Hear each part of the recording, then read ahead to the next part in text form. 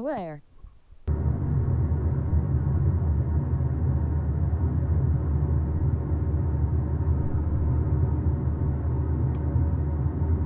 Immersion. Quiet.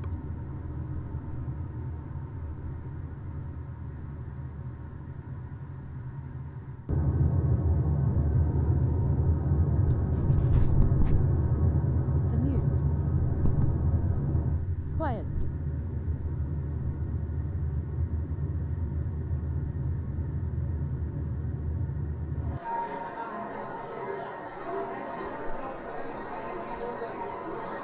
Immersion.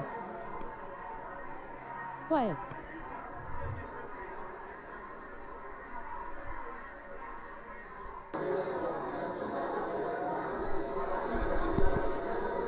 Commute. Quiet.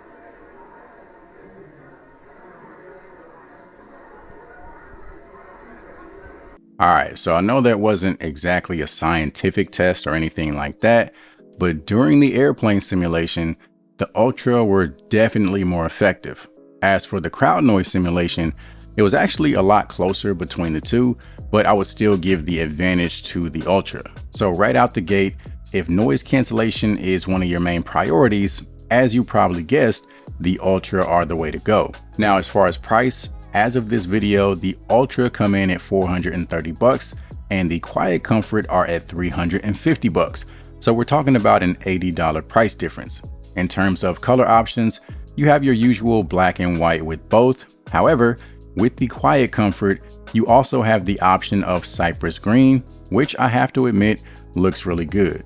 If you want to take things further, you can actually customize your own set of Quietcomfort headphones on colorware.com. Now, as far as accessories, you are getting a protective case with both. They're pretty similar, but as you can see, a slightly different shape. Aside from that, the only real thing you'll notice is that the Ultra case has an impression for the headphones, whereas the Quietcomfort case does not. As far as the design and the layout, the Quietcomfort have pretty much been the same for the last few years. You have the power button located on the right ear cup, as well as a 3-button setup for your media controls. So you have a multi-function button, as well as your volume controls, and then over on the left ear cup, you have your action button, which controls your ambient sound. On the Ultra, you have a power button as well as a multi-function button, and then you have a touch capacitive area that controls your volume. As you can see, both headphones are able to collapse, which is always nice as far as portability. Now, in terms of weight, the Quietcomfort are a tad bit lighter, coming in at 8.3 ounces compared to 8.7 ounces on the Ultra. And even though it's a very small difference, in my opinion, the Quietcomfort do feel a tiny bit lighter on the head. So as far as comfort, I think the Quietcomfort have a slight advantage. Now, one thing that's new on the Ultra is wearing detection. So the headphones can automatically pause your music whenever you remove them from your head. But not only that, removing them from your head puts them in a sleep mode. You can obviously turn the headphones off using the power button, but if you don't, they stay in that sleep mode until you put them back on your head. If you don't put them back on your head after 24 hours, then they automatically power off. But while they're in that sleep mode, they are conserving battery life. Speaking of battery life, it's actually the exact same on both, with around 24 hours on a single charge. If either of the headphones are completely dead, you can listen to them wired using their 2.5mm audio jack. Moving things over to connection, the Quietcomfort run Bluetooth 5.1 and they're limited to SBC and AAC as far as codecs. The Ultra run Bluetooth 5.3 and they have aptX adaptive for lower latency and higher resolution audio. Now, when it comes to basic activities like streaming YouTube, watching Netflix, anything of that nature, I haven't really noticed any visual difference as far as latency. Both headphones offer multi-point connection, so you can connect two devices at the same time. And so far, again, I haven't really noticed much difference in terms of their performance. Both have been very smooth as far as switching from device to device. Now let's go ahead and talk sound. To be completely honest, these are pretty evenly matched. It's not a situation where the Ultra outclassed the Quietcomfort by any means.